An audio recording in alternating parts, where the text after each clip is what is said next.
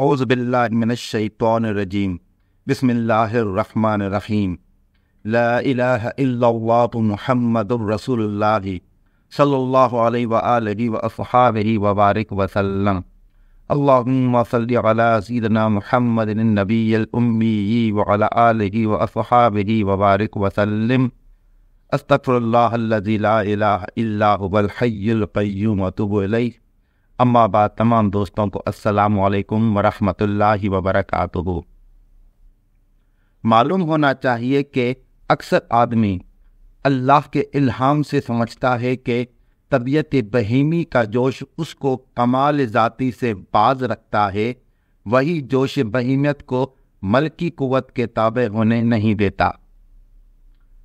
یہ جو جملہ ابھی پڑھا گیا ہے، یہ حضرت شاہ ولی اللہ محدث دہلوی رحمۃ اللہ علیہ کی کتاب حجت اللہ البالغہ سے لیا گیا ہے، اور یہ اس کی جلد اول ہے، اور یہ باب ہے روزے کے اسرار۔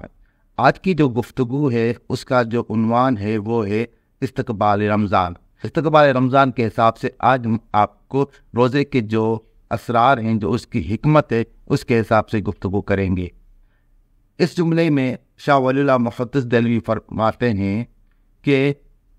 انسان اللہ کے الہام سے، یعنی وہی الہام وہی جو شہد کی مکھی کو ہوتی ہے یا کسی بھی انسان کو حاصل ہے، اس سے یہ سمجھ لیتا ہے کہ طبیعت بہیمی یعنی انسان جو ہے اس میں جو وجود ہے اس میں 3 قسم کے عناصر شامل ہیں۔ ایک قوت بہیمی یعنی حیوانی قوت، دوسری قوت ملکی یعنی فرشتوں والی قوت یعنی نورانی قوت، اور تیسری اس میں جو ہے رب تعالیٰ کی تجلی جو ہے اس کا عکس ہے، جس کو روح اعظم کہتے ہیں۔ تو انسان جو ہے اس میں قوت ملکی یعنی فرشتوں والی نورانی قوت اور بہیمی قوت یعنی حیوانی قوت، یہ جو جسم ہے یہ حیوان ہے، اس کی جو تقاضے ہیں جس میں نفس ہے، کھانا پینا ہے اور دنیاوی لذتیں ہیں جو اس کا تقاضا کرتی ہیں، وہ جو ہے اس کا جو جوش ہے وہ بڑھ جاتا ہے، اور اس کے جوش کے بڑھنے کی وجہ سے اس کا جو اپنا کمال ذاتی ہے یعنی اللہ کی عبادت کرنا، اللہ کی معرفت حاصل کرنا، اللہ سے محبت کرنا، اللہ سے عشق کرنا، اللہ کے راستے پر چلنا، تو یہ جو جانور ہے انسان کا، اس کو قوت بہیمی کہا جاتا ہے، یہ انسان کو باز رکھتا ہے، اور انسان کو قوت ملکی یعنی وہ نورانی قوت، وہ فرشتوں کی قوت جو اللہ کی معرفت کے لیے عطا کی گئی ہے، وہ اس پر غالب نہیں آ سکتی۔ اس کے غالب نہ آنے کی وجہ سے اس کی طبیعت تقاضا کرتی ہے کہ کچھ ایسا ہونا چاہیے کہ جس کے ذریعے اس کی قوت ملکی قوت بہیمی پر غالب آ جائے، یعنی اس کی نورانیت اس حیوان پر، اس جسم کے اوپر غالب آ جائے۔ تو یہی شاہ ولی اللہ محدث رحمۃ اللہ علیہ نے اس جملے میں فرمایا ہے۔ شاہ ولی اللہ محدث دہلوی مزید فرماتے ہیں، اس لیے بہیمی قوت سے اس میں نفرت اور بغض پیدا ہو جاتا ہے، وہ کوشش کرتا ہے کہ اس کے جوش کو مار دے، کوئی چیز اس کو اس کے تدارک کے لیے وجز اس کی نہیں ملتی کہ گرسنا اور تشنا رہے، یعنی مجامعت ترک کر دے، اپنی زبان اور دل اور اعضاء کو روکے رکھے، انہی امور سے وہ اپنے مرض جسمانی کا علاج کرتا رہتا ہے۔ اس کے بعد اس شخص کا حال یہ ہے کہ جس نے سچی خبر دینے والے سے ان تدابیر کو دلی شہادت سے اخذ کیا ہو، یعنی اب دوسری صورت یہ ہے کہ ایک انسان کو دل میں یہ تقاضا پیدا ہوتا ہے کہ کچھ ایسا کرے کہ اس کی جو قوت بہیمی ہے، اس کا جو جوش بہیمی ہے، اس کا کوئی علاج کرے، اس لیے وہ پھر ہر چیز دنیا کی ترک کر کے ایک طرف چلا جاتا ہے۔ لیکن دوسری طرف ایک ایسا انسان ہے جس کے پاس سچی خبر دینے والے نبی پاک صلی اللہ علیہ وسلم کی سچی خبر پہنچی اور اس کو اس نے دل سے تصدیق کیا، تو پھر کیا ہوا؟ اس کے بعد اس شخص کا حال یہ ہے جس میں شفقت اور مہربانی سے انبیاء کشاں یہ حالت پیدا کریں۔ نبی پاک صلی اللہ علیہ وسلم یا انبیاء کرام کی جو بھی امتیں ہیں جو پچھلے وقت میں گزر چکی ہیں، ان کے اندر یہ ایسی شفقت اور مہربانی والی کیفیت پیدا کر دیں کہ وہ سمجھ جائیں کہ اس کا تدارک کیا ہے۔ پھر کیا ہوگا؟ اس کو ان خوبیوں کا ذاتی علم نہ ہو، لیکن معاد میں اس کا فائدہ اس کو حاصل ہو۔ جب یہ جوش اس میں دب جائے، اکثر آدمی کو یقین ہو جاتا ہے کہ اس کا یہی کمال ہے کہ طبیعت عقل کے تابع رہے، لیکن طبیعت بغاوت کرتی ہے، کبھی آزاد نہ رہنے کی کوشش کرتی ہے اور کبھی احکام عقلی کے تابع ہو جاتی ہے۔ اس واسطے اس شخص کو مشاقی کے لیے محنت کے کام روزے جیسے اختیار کرنے پڑتے ہیں، یعنی اپنی روحانی قوت کی بالغی کے لیے اس کو روزے رکھنے پڑتے ہیں۔ اور اس میں دو قسم کے لوگ ہیں، ایک وہ جو خود ان کو دل نے یہ تقاضا پیدا کیا، انہوں نے سب کچھ ترک کر دیا۔ کچھ لوگ ایسے بھی ہوتے ہیں جن کے پاس نبی پاک صلی اللہ علیہ وسلم کی وحی کا پیغام پہنچتا ہے اور وہ اس کے سبب سے صحیح طریقے سے واقف ہو جاتے ہیں کہ کس طریقے سے اپنے حیوانی قوتوں کو، اپنی بہیمی قوتوں کو قابو کیا جا سکتا ہے۔ اس کے بعد کیا ہے؟ اس کے بعد شاہ ولی اللہ محدث علی فرماتے ہیں وہ اپنی طبیعت کو ایسے کاموں پر مجبور کرتا ہے اور طبیعت سے چاہتا ہے کہ اطاعت کے عہد سے پورا کرتا رہے۔ وہ اس طرح ان امور کے اہتمام میں رہتا ہے حتیٰ کہ اس کا مقصود و اصلی حاصل ہو جاتا ہے۔ کبھی کبھی کسی شخص سے گناہ سرزد ہو جاتا ہے تو وہ مدتوں تک روزے رکھے چلا جاتا ہے،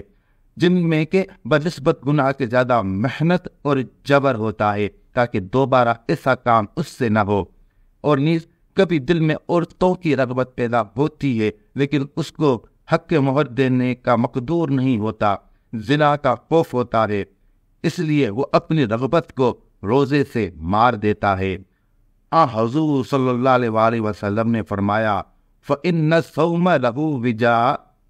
جس شخص کو شادی کرنے کی طاقت نہ ہو تو روزہ اس کے لیے بمنزلہ جفتی ہونے کے ہے۔ روزہ اعلیٰ درجے کی نیکی ہے، اس سے ملکی قوت بڑھتی ہے یعنی روحانی قوت بڑھتی ہے اور بہیمی طاقت کمزور ہو جاتی ہے یعنی یہ حیوان، یہ جسم کمزور ہو جاتا ہے۔ روح کے چہرے روشن کرنے کے لیے کوئی کلی اس سے زیادہ نہیں ہے اور طبیعت کے مغلوب کرنے کی کوئی دوا اس سے زیادہ مفید نہیں ہے۔ اس واسطے اللہ پاک نے فرمایا الصوم لی وانا اجزی بہ، روزہ خاص میرے لیے ہے اور میں ہی اس کی جزا دوں گا۔ روزے سے قوت بہیمی یعنی قوت حیوانی، یہ جسم، یہ وجود جتنا مزمل اور کمزور ہوتا ہے اتنی ہی خطائیں دور ہوتی ہیں اور فرشتوں کی حالت سے مشابہت بڑھتی جاتی ہے۔ حضور صلی اللہ علیہ وآلہ وسلم نے فرمایا روزے دار کے منہ کی بو اللہ کے نزدیک مشک کی خوشبو سے زیادہ پسندیدہ ہے۔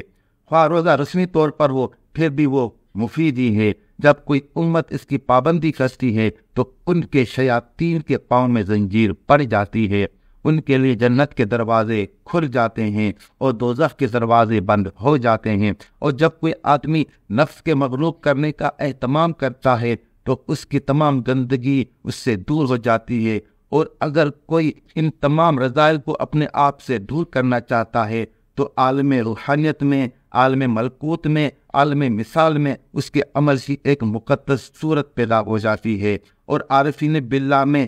روحانی لوگ، ذکی القلب لوگ اس صورت کی طرف متوجہ ہو جاتے ہیں۔ وہ عالم غیب کی طرف سے ان کی روحانی و علمی مدد کرتے ہیں اور تنزیہ و تقدیس کے ذریعے سے ذات واجبی سے اس شخص کو قرب حاصل ہو جاتا ہے۔ اس کا مطلب یہ ہے جو روزے دار روزہ رکھتا ہے اس پر جو فرشتے ہیں، جو روحانی مخلوق ہے، جو نورانی مخلوق ہے، وہ اس روزے دار کی طرف متوجہ ہو جاتی ہے، اس کی ہر حال میں روحانی طور پر مدد کرتے ہیں، اور پھر اللہ تعالیٰ کی جو ذات ہے اس سے اس کو قرب حاصل ہو جاتا ہے۔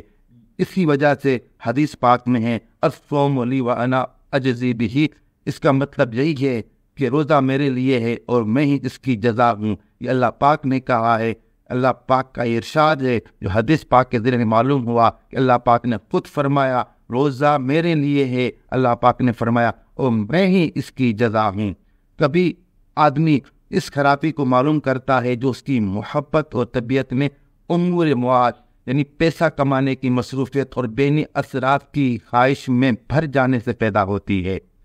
اس کے لیے تنہا ہو کر کسی مسجد میں عبادت کرنا جو صرف نماز کے لیے بنائی گئی ہو مفید ہوا کرتا ہے، اور ہمیشہ کے لیے علیحدگی اور تنہائی تو ممکن نہیں، لیکن ما لا یدرک کلہ لا یترک